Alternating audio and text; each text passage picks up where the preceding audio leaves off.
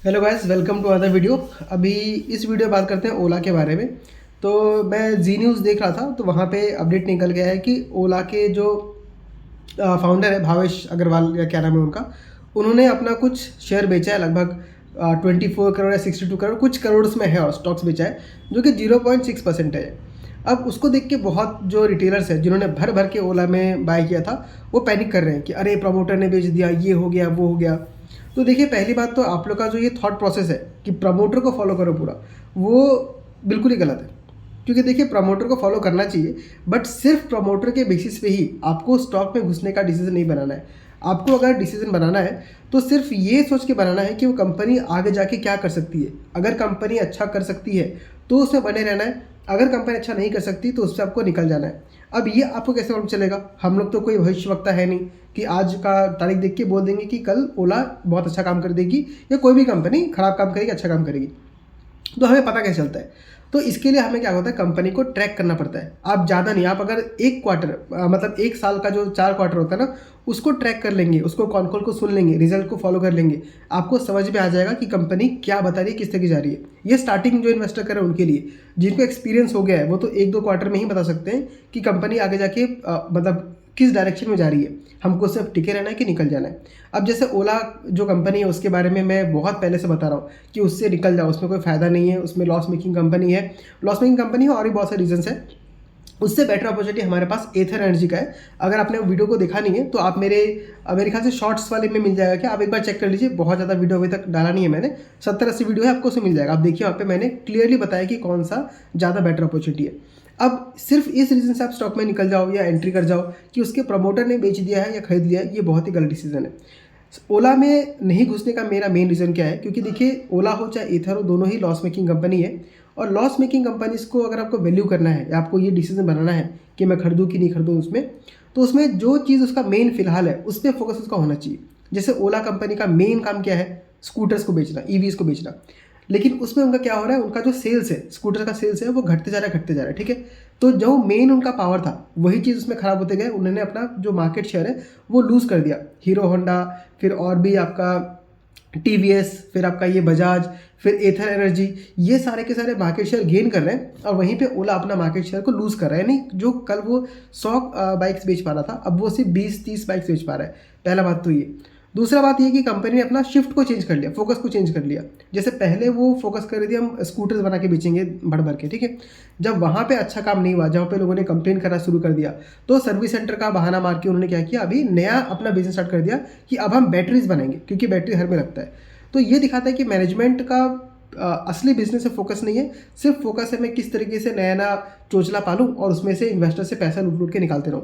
तो ये देखिए, जब तक आप मार्केट में लिस्टेड नहीं है तब तक आपको बहुत ज़्यादा पैसा मिलता है, फंडिंग मिलता है। बट जब स्टॉक मार्केट में आते हैं ना, तो आप खुले मैदान में आ गए, जंगल में आ चुके हैं। अब वहाँ पे लोग शिकार करने के लिए बैठे हुए।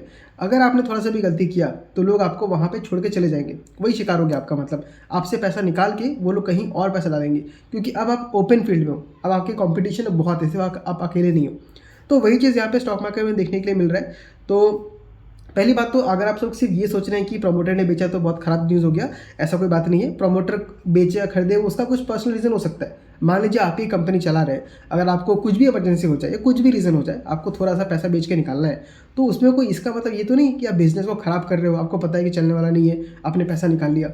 हो सकता है कि बिज़नेस ख़राब करे आगे जाके, बट सिर्फ वही एक रीज़न नहीं है। तो ये पहले आप लोग अपना माइंड सेट चेंज कीजिए कि हम लोग को बिज़नेस पे फोकस करना है, बिज़नेस कैसा काम कर सकता है। अगर आपका अभी भी नहीं समझ में आ रहा है तो आप जाके ओला का कॉन कॉल सर्च कीजिए, यूट्यूब में मिल जाएगा, सर्च कीजिए ओला कॉन कॉल Q2 और एथर एनर्जी का कॉन कॉल Q2, दोनों का देखिए। जहाँ पहले ओला पिछले साल में लगभग 80,000 ना 78,000 स्कूटर से बेच रही थी, वहाँ इस क्वार्टर में इन्होंने सिर्फ 24,000 स्कूटर बेचा है। और यही एथर एनर्जी का उल्टा है, जहां पिछले साल में एथर एनर्जी ने 24,000 स्कूटर्स बेचा था, इस क्वार्टर में उन्होंने लगभग 76,000 स्कूटर्स बेचा है। और अगले क्वार्टर में, जहां तक मेरा एस्टिमेट है, कंपनी भी ये बोलती है कि हम लोग अच्छा खासा सेल्स करेंगे, तो मुझे लगता है कि इस क्वार्टर में वो लोग 1 लाख स्कूटर्स को बेच देंगे। तो दोनों कंपनी, दोनों सेम काम करती है, दोनों स्कूटर बनाती है। एक का सेल्स डाउन हो रहा है, एक का सेल्स बढ़ रहा है, दोनों लॉस मेकिंग कंपनी है। एक का सेल्स बढ़ रहा है, एक का सेल्स नीचे आ रहा है। तो किस में आएंगे आप? उस कंपनी में आएंगे जिसका सेल्स बढ़ रहा है। अब यहाँ पे एक और इंटरेस्टिंग चीज़ मैंने देखा, किसी ने कमेंट किया था कि आप लोग सिर्फ सेल्स के पीछे भाग रहे हो। जब सेल्स बढ़ता है तो लॉस बढ़ जाता है, तो सेल्स बढ़ा के फ़ायदा क्या है? तो यहीं पे दिखाता है कि उस आदमी के अंदर बेसिक नॉलेज बिल्कुल भी नहीं है।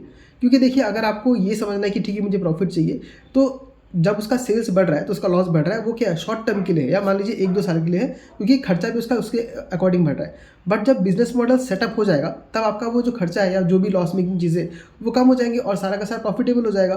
तो उस बंदे का सेंस देखिए क्या बोल रहा है कि अगर आपको जब आपको दिख रहा है कि सेल्स बढ़ रहा है तो आपका लॉस बढ़ रहा है, तो सेल्स बढ़ने पे क्यों आप लोग ध्यान दे रहे हो? सेल्स घट रहा है तो अच्छी बात है। तो इसी लॉजिक को हम और आगे एक्सटेंड करेंगे, तो इसका मतलब क्या, कंपनी को सेल्स करना ही नहीं चाहिए ताकि लॉस भी ना हो। ये लॉजिक तो बिल्कुल ही एकदम बेवकूफ़ा लॉजिक है ना। अगर आपने कोई बिज़नेस बड़ा किया है, कोई बिज़नेस आप कर रहे हैं, तो आपका अल्टीमेट एम क्या होना चाहिए कि आप ज़्यादा से ज़्यादा कस्टमर्स तक पहुँच पाओ। तभी तो आपका जो यूनिट ऑफ इकोनॉमिक्स काम करेगा और आप प्रॉफिटेबल हो पाओगे ना। तो ये कॉमन सेंस भी लोगों के अंदर कुछ नहीं है। कुछ भी टॉपिक लेके, कुछ भी लॉजिक लेके मतलब बक देंगे, उन लोगों को बकना है तो। और कॉमेडी एक और चीज़ ये हो गया कि कुछ लोग मतलब ओला का पूरा भक्ति कर रहे हैं। अब मैं देखिए ओला का बुराई भी नहीं करता हूँ, अच्छाई भी नहीं करता हूँ। मैं ओला के बिज़नेस के ऊपर फोकस करता हूँ।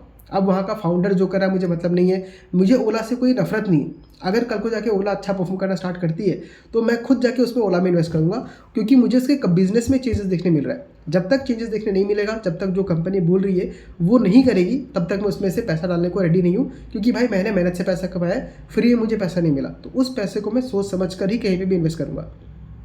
तो ट्विटर में एक आदमी ने मुझे बोला कि जब मैंने कंपेयर करके दिखाया कि एथर और ओला के बीच में ऐसा कुछ प्रॉब्लम चल रहा है, तो उस आदमी ने बोला कि अब तो मैं ओला और खरीदूंगा क्योंकि ओला और नीचे आ गया।